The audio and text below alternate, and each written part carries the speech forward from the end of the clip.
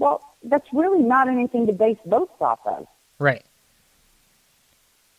At this point, I think it's a waste of time, and those guys would be better, their time would be better spent out on the campaign trail, talking to voters one-on-one in the remaining states. Yeah, so this is where things get interesting, and this is where old Johnny Zero here is going to be having a bit of a soapbox moment, and hopefully you can either rein me in or encourage me as we go through this. But I'm just disgusted at the way the Republican Party is approaching this thing on a whole bunch of levels here. And I just posted several stories here that we're going to cover on this in the chat thread. Folks, if you're following along here, if you're listening in, head over to our chat thread, facebook.com/groups/Warfighter Eye. And I want to know what you guys think about this. And does this affect, the way you're going to vote? Does this affect the way you look at things? The chat thread was rolling and rocking there, and then it kind of died out. Everybody got really quiet. So let's fire things up again. I really need that feedback. So we're moving on, and we have, like I said, the Republican side, we've narrowed it down: Trump, Cruz, Kasich.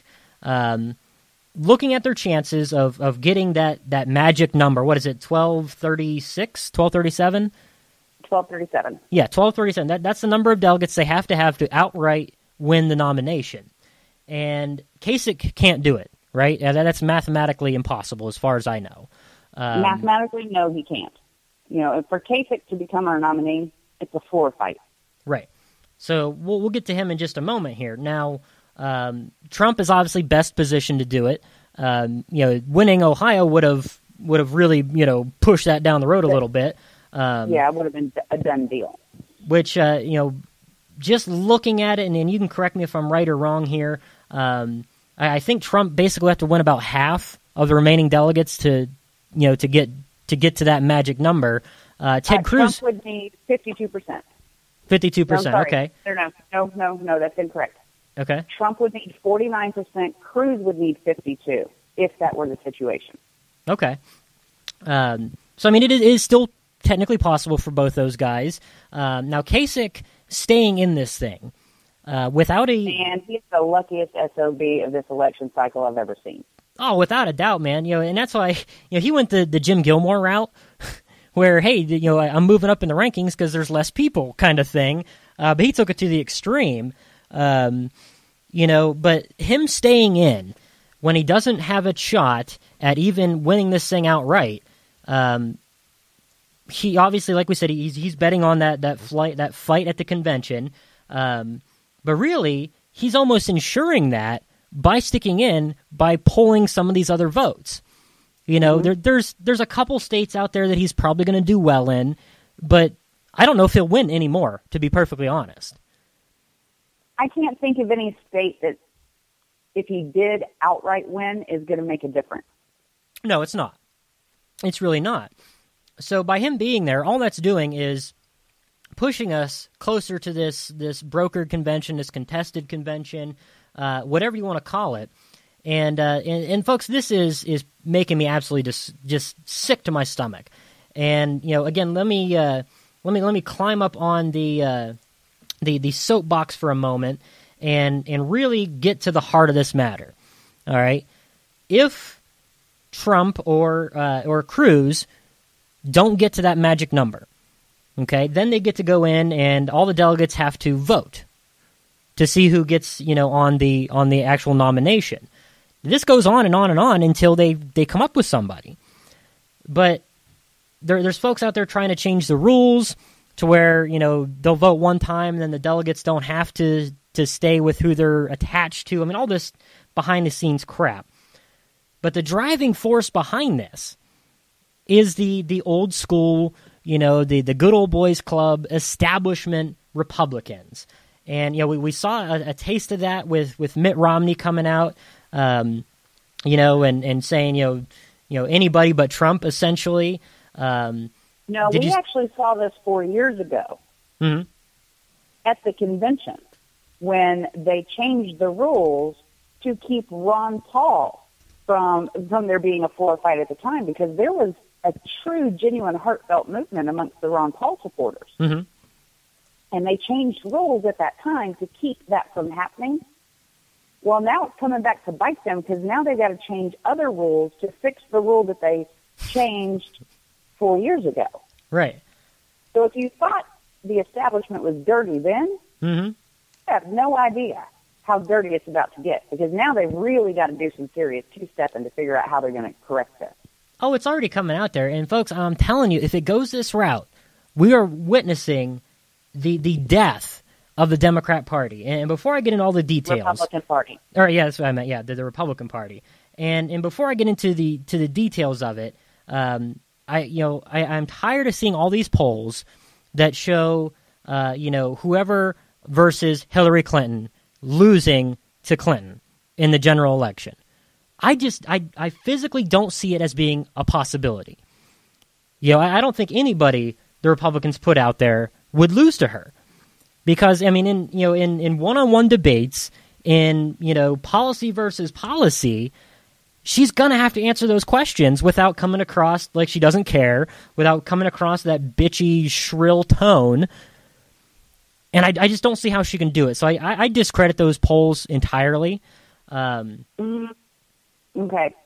Let me bring this one thing up. Okay. Before you completely discredit it.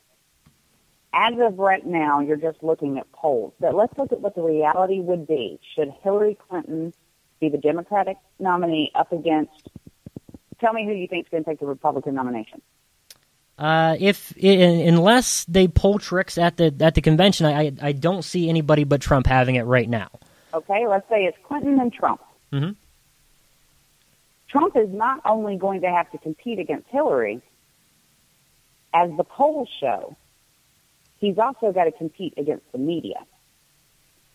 If we think the media has been ugly and dirty and ridiculous up until this point, mm-hmm. it's going to be a completely different ballgame because then we're going to have, the term war on women mm-hmm. will be used more in the coming months. Yeah. If it's Trump and Hillary mm-hmm. than we have seen in the last 8 years. Yeah. Screw the binder full of women mm-hmm. from the mid-days. Whoever the Republican nominee is not only going to have to contend with Hillary, they're going to have to contend with Hillary's media. Right. And not just liberal media, as mm-hmm. we've seen Fox go after Republican people. Mm-hmm. So whoever the Republican nominee is will be fighting this on a twofold front. Right. And, so I guess I understand that, but I just, with the, my biggest indicator here is looking at the turnout numbers. Almost everywhere Republicans have voted this cycle, they've broken records. Not in every state, but, so many of them, all these turnout records have been falling. They're breaking the records that they just set back in the midterms. Mm-hmm. So way more people are turning out for the Republicans. Trump kind of credits himself for that. There's probably some truth to that and probably some not. But the Democrats are having trouble getting folks out there. They're not excited. They're not fired up about it. And again, I hate polling anyway because it really doesn't mean anything. All it matters is when they get into that booth. But I have too much faith in the American people to elect that freaking crackpot. On the same token, Ted Cruz, he could very well become the nominee, and by me saying I think Trump's going to get it, that's not an endorsement of him. I haven't made up my mind yet, but they're both. I think the reason they're both doing well is they're outside of this quote unquote establishment. Trump more so, but Cruz is right there. They don't like these guys a whole lot, and that to me is what's driving this whole convention talk thing. And check out some of the articles I posted there. Did you see old freaking John Boehner giving out an endorsement yesterday? No, I did not. Oh, I'm sorry, it was today. I heard about it, but I heard about it a few hours ago, but I have not looked at anything specifically. Yeah, but it did make me the chuckle. story's posted there in the chat thread for folks to look at. He has come out and endorsed a candidate for president, which is typically a pretty big thing. Except he didn't endorse a candidate that is running. He endorsed Speaker of the House Paul Ryan. He said that. Where's the quote here? It says, if we don't have a nominee who can win on the first ballot, then I'm for none of the above. They all had a chance to win. None of them won, so I'm for none of the above. I'm for Paul Ryan to be our nominee. My problem I have with that quote, other than the fact that it's going against the will of the voters and all that stuff, didn't Paul Ryan have a chance to win too? He did. And, it's very interesting that Boehner would do that publicly. Mm-hmm. Because to me, that almost shows a split, a crack in the facade of the establishment. Oh, absolutely. Wouldn't it be really interesting if Paul Ryan actually did end up becoming the nominee because of a floor fight, and then he chose Mitt as his running mate? It wouldn't surprise me. It really wouldn't. But it would be the most alternate universe we could ever live in. Oh, it would be. But the problem here I have with all this is, the voters are speaking. Whether you like, Donald Trump or you like Ted Cruz, maybe you were supporting one of the other candidates that's already gotten out. The fact is, the voters are speaking. And it's not like like Trump and Cruz are squeaking out little wins over these other guys. They're crushed them.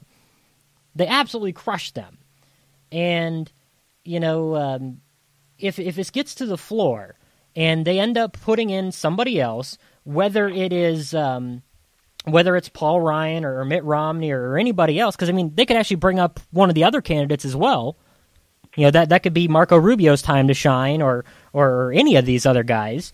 I think that is just an absolute, slap in the face to everybody who got out there and voted in these primaries. We already have a big problem in this country where folks say their vote doesn't matter. That would pretty much confirm it, right? I would think so, but, I also think that this election, if Trump is the nominee, mm-hmm. a lot of people that we have seen in these record-setting state primaries and caucuses will be staying home. Just because we've had astronomical turnouts thus far does not guarantee that this coming election, those same people are going to turn out. And those people that are very, very anti-Trump mm-hmm. will stay home. Right. Yeah, that's a good point. In turn, very much give some boost to the Democrats mm-hmm. by these people staying home on, whatever you want to call it, principle or, I hate that guy, whatever it is. If they don't turn up, well, then that is a boost to the opposing side. Mm-hmm. And I think everybody needs to remember that. And there's not much discussion about it yet, but there will be. And I direct your attention to this article here from CNBC. This to me is what would destroy the Republican Party. They're interviewing Curly Howlin. I'm sure I butchered that name, but he is an unbound Republican delegate from North Dakota. And he went so far as to question why primaries and caucuses are even held.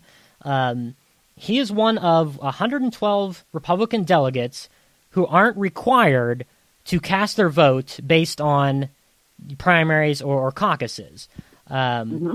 And he even went so far as to say that political parties, not voters, choose their presidential nominee. He said, quote, "The media has created the perception that the voters choose the nomination. That's the conflict here." What do you think of that? There's a little bit of truth to that. And I say that there's a little bit of truth because, what the average voting citizen doesn't understand is how much is at play behind the scenes. Mm. We no longer have those smoke-filled rooms where deals were done, only because smoking is outlawed. Right. But those rooms are still out there. Mm-hmm. And right now, in a lot of states and a lot of offices, especially, D.C., preparing for Cleveland, Ohio's convention, Mm-hmm. there's a lot of people right now maneuvering